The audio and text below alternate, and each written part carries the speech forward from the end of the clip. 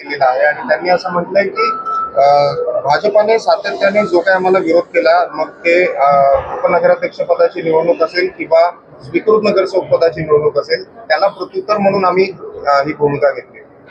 बघा, आता तो जो विषय शिवसेनेने पुढे केलेला आहे तो विषय निवडणुकीपुरता मर्यादित होता आणि निवडणूक संपलेली. आता शहराच्या विकासाच्या पद्धतीवर बोलायला पाहिजे होतं आणि त्याच्यावर भूमिका घेतली पाहिजे होती. पण आज शिवसेनेने शहरातील सर्वच नगरसेवकांना जनतेने निवडून दिलेले आहे आणि जनतेचे विषय होते, कुठल्या नगरसेवकाचे वैयक्तिक विषय कोणाचेच नव्हते आणि सर्व नगरसेवकांच्या संबंधित पसंतीने विषय आले होते आणि त्याच्या मागणीनुसार आले होते. पण आज यांनी इथे दुजाभाव दाखवलेला आहे आणि हा दुजाभाव आता कुठून वरच्या लोकांनी त्यांना सांगितलं का यांनी स्वतःनी निर्णय घेतला हे अद्याप त्यांनी काही सांगितलेलं नाहीये. पण आता ठीक आहे, पुढे हे चालत राहील. नगराध्यक्ष आपले त्यांच्याकडे आम्ही विनंती करू, जे आमचे आमदार साहेब आहेत त्यांच्याकडे आम्ही विनंती करू. आता कुठल्या पद्धतीने आम्हाला विषय घ्यायचे हा आमचाही प्रश्न आहे, आम्ही आमच्या लेवलला सोडू. पण ही भूमिका जी मांडली ही चुकीची आहे शिवसेनेने. पण आता हा विषय निवडणुकीपुरता स्थगित करायचा होता.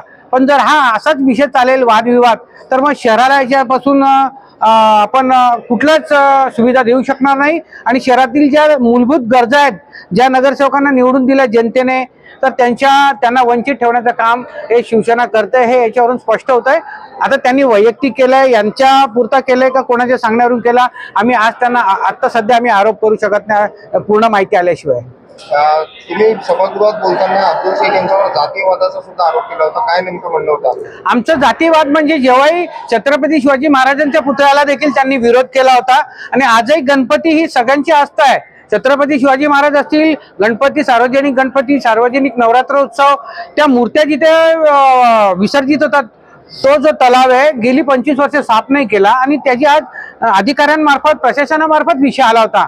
पण यांचं नेहमी जे कुठलाही धार्मिक कार्यक्रम असेल त्याला हे विरोध करत असतात आणि म्हणून आम्ही त्यांच्यावर हा आरोप केला. कारण की ते प्रत्येक गोष्टीला जिथे आस्था असते तिथे ते विरोध करतात, जाणीवपूर्वक करतात आणि हे आजचं उदाहरण नाही, याच्यापूर्वी आलं होतं. म्हणून आम्ही आज त्यांच्यावर हा आरोप केला. कारण मागील वेळेस शिंदे साहेबांनी मध्यस्थी करून तो विषय छत्रपती शिवाजी महाराजांच्या पुतळ्याचा तो विषय तेव्हा त्यांनी सोडवला होता. स्वतः साहेब आले होते तिथे शिवाजी चौकात कार्यक्रमाला आणि त्यांना तंबी देऊन तो कार्यक्रम केला होता. म्हणजे शहरामध्ये कुठले धार्मिक कार्यक्रम व्यवस्थित होऊ नये ही यांची मानसिकता आहे आणि ते आज त्यांनी तिथेशी आज विषय वाचून त्यांनी पूर्ण केलेला आणि यांच्या विषयाला काही मंजूर करून घेतात.